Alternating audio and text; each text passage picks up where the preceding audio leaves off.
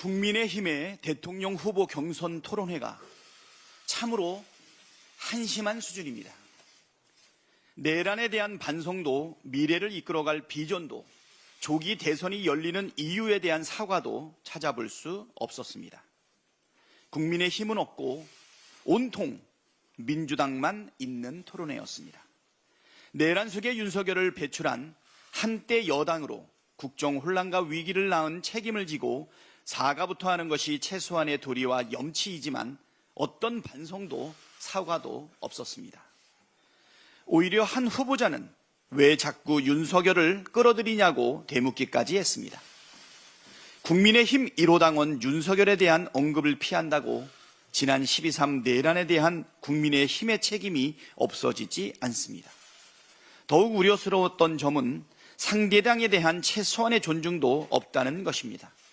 민주당 후보의 공약을 찍고 자신들의 비전 대신 민주당 후보에 대한 비난만 이어갔습니다. 내란의 원인을 민주당으로 돌리며 극우 유튜브처럼 이야기합니다. 스스로는 설 수 없는 정당. 이것이 국민의힘의 민낯이고 후보들의 수준입니다. 이런 저열한 수준의 후보를 낸다는 것 자체가 국민에 대한 모독입니다. 국민의힘은 이제라도 후보를 내지 마십시오. 그것이 책임지는 자세입니다. 한덕수 총리는 염치가 있다면 대선 불출마 선언부터 하십시오. 제65주년 4.19 혁명 기념식에서 국민 통합, 상생, 법치와 협치를 외치고 18일 제45회 장애일의 날 기념식 축사에서는 우리가 이룩하고자 하는 대한민국이라며 국가 비전을 발표하고 나섰습니다. 헌법재판관 지명도 모자라 국회 대정부 질문에 불참하고 호남과 영남을 오가며 기업 탐방까지 대통령 선거 준비에 한창인 것처럼 보입니다. 심지어 외신과의 인터뷰에서 대선 출마 가능성을 열어두고 권한대행과 대통령 간 업무에 차이가 없다는 망발까지 서슴지 않았습니다. 권한대행이 대통령 후보처럼 행동하는 것이 정상입니까? 한덕수 총리가 대통령 권한대행으로 해야 할 일은 국정의 안정적 유지와 공정한 대선 관리에 전념하는 것입니다. 자격 없는 총리가 모호하게 노코멘트로 출마설의 연기를 피우며 미국과의 관세 협상 전면에 나선다는 것 자체가 국민을 농락하는 것입니다.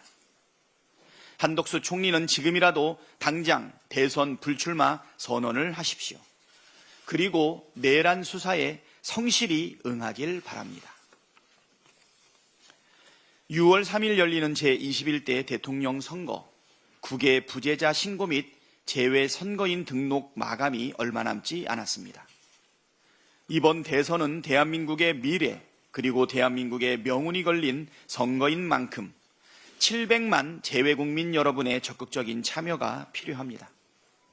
지난 3년간 정권의 폭주와 국정 실패로 인해 대한민국의 국격은 심각하게 추락했습니다. 모국이 어려운 일에 처해 있을 때마다 나라의 위상이 흔들릴 때마다 중심을 잡고 민주주의를 바로 세우기 위해 노력해 오신 재외 국민 여러분께서 다시 대한민국을 일으켜 세우는데 동참해 주시길 당부드립니다. 4월 24일 목요일까지 꼭 등록하시고 대한민국의 미래를 바꾸어 주십시오.